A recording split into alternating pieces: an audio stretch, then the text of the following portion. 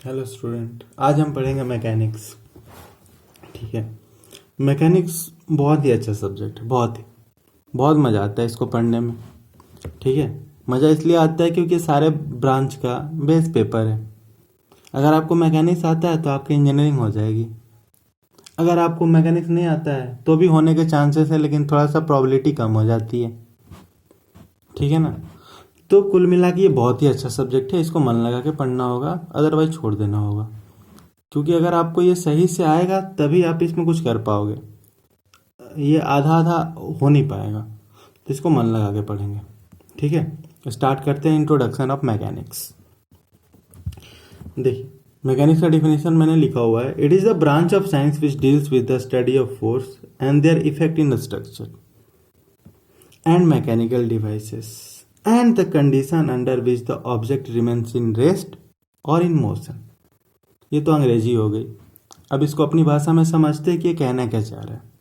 देखिए, mechanics science की एक ऐसी ब्रांच है जिसमें हम फोर्स को डील करते हैं।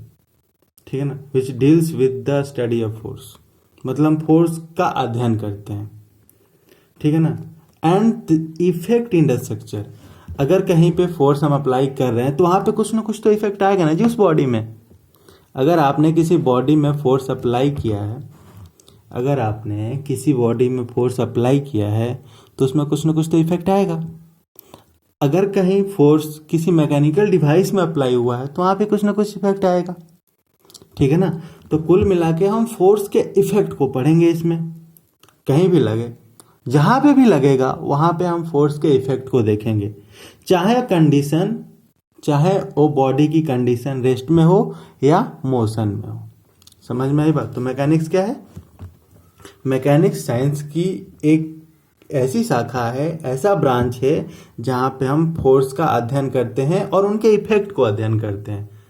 या तो मैकेनिकल डिवाइसेस पे लगे या किसी और बॉडी में, कंडीशन कुछ भी हो, या तो बॉडी रेस्ट में हो या मोशन में हो, हमें फर्क नहीं पड़ता। लेकिन अगर फोर्स लग रहा है तो हम उसका अध्ययन करेंगे और उस पर कंक्लूजन निकालेंगे कि भाई ये चीज हो रहा है इसके साथ, तो उसी को हम बोलते हैं मैकेनिक्स। उसी को क्या बोलते हैं हम लोग? मैकेनिक्स। तो यहाँ पे मैकेनिक्स को हमने कुछ भागों में बांट दिया। यहाँ पे पहला पार्ट है इसका स्टैटिक्स और दूसरा पार्ट है डायनेमिक।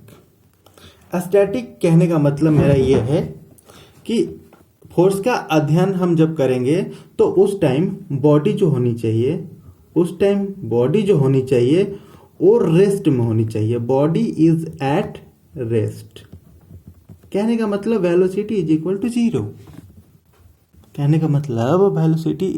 To zero. मतलब अगर कोई बॉडी स्थिर है और उस पे हम फोर्स के बारे में पढ़ेंगे, उस पे हम देखेंगे कि हाँ, इस पे कौन कौन से फोर्स लग रहे हैं, क्या क्या हो रहा है, उस बॉडी के साथ क्या हो रहा है, कब, जब वो बॉडी रुकी हुई हो तब, तो उसको बोलेंगे कि ये मैकेनिक्स का स्टैटिक ब्रांच, स्टैटिक वाला पार्ट है। ठीक है ना। तो पहला पार्ट है हमारा स्टैटिक्स। जब हम फोर्स का अध्ययन रुकी हुई वस्तु पे करेंगे जिनका वेलोसिटी जीरो होगा तो उसको बोलेंगे हम स्टैटिक्स। अब आ जाते हैं डायनेमिक में। डायनेमिक में बॉडी हमारी चलेगी, बॉडी के पास वेलोसिटी होगा। फर्दर इसको हमने दो पार्ट में डिवाइड किया है। पहला किया है काइनेमेटिक और दूसरा किया है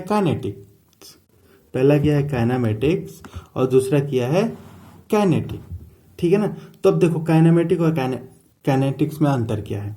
काइनेमेटिक का मतलब हो गया प्योर मोशन। क्या हो गया मेरे भाई? Pure motion.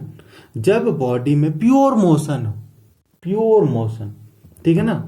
देखो, अगर यहाँ पे बॉडी रखी हुई है, स्थिर है, तो इसमें मोशन कब आएगा? जब आप इस पे एक्सटर्नल फोर्स लगाओगे तभी मोशन आएगा। ठीक है ना।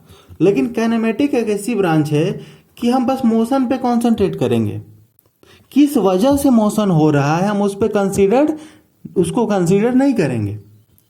समझ में आई आपको बात? अगर नहीं समझ में आई तो मैं एक बार फिर बता रहा हूँ। अगर ये बॉडी यहाँ पे है, अभी तो रेस्ट में है, अगर इसको चलना है तो कुछ ना कुछ एक्सटर्नल एक्टिविटी अप्लाई करनी ही होगी, तभी ये बॉडी यहाँ पे चलेगा। ठीक है ना। कोई ना कोई एक्सटर्नल फोर्स इसको देना होगा तो जब हम इसको एक्सटर्नल फोर्स देंगे तो ये बॉडी आगे गई, मेरा पेन आगे गया, ठीक है ना। तो हमारा जो कॉन्सेंट्रेशन होगा काइनेमेटिक्स में वो सिर्फ मोशन पे होगा। ये जिस वजह से, ये मेरी उंगली की वजह से जो मोशन हो रहा है इस पे नहीं होगा। तो कहने का मतलब है इसमें cause of motion is not consider, मतलब सिर्फ और सिर्फ हमें मोशन पर ध्यान देना है, मोशन किस वजह से हुआ इस पे हमें ध्यान नहीं देना है। एग्जाम्पल के तौर पे मैं आपको बता सकता हूं कि हाँ वेलोसिटी होगा, ठीक है। अब आ जाओ काइनेमेटिक तो मैंने आपको बता ही दिया। अब आ जाते हैं काइनेटिक्स में। देखिए काइनेटिक्स में हम बेसिक कॉज ऑफ मोशन भी कंसीडर करेंगे। मोशन को तो देखना है, मोशन है तभी तो काइनेटिक्स है, लेकिन मोशन किस वजह से हुआ उसको भी हमें क्या करना है, कंसीडर करना है। तो यहां पे हम कॉज ऑफ मोशन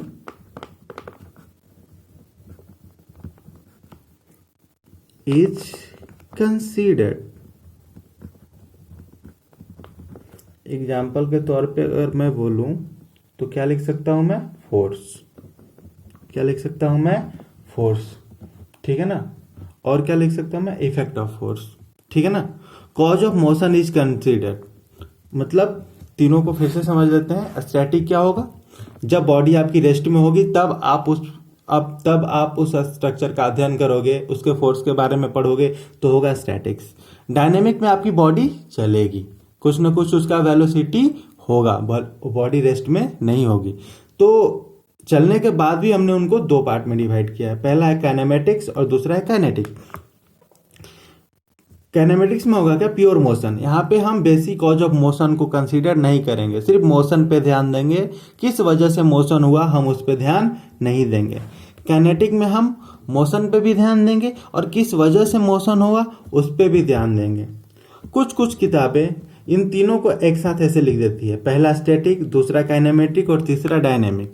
वो भी सही है, लेकिन कुछ अच्छी किताबें जो हैं वो इस तरह से इनको क्लासिफाइड करती है, पहला स्टैटिक दूसरा डायनेमिक, मतलब पहला चलेगी और पहला नहीं चलेगी, दूसरा चलेगी, ठीक है ना।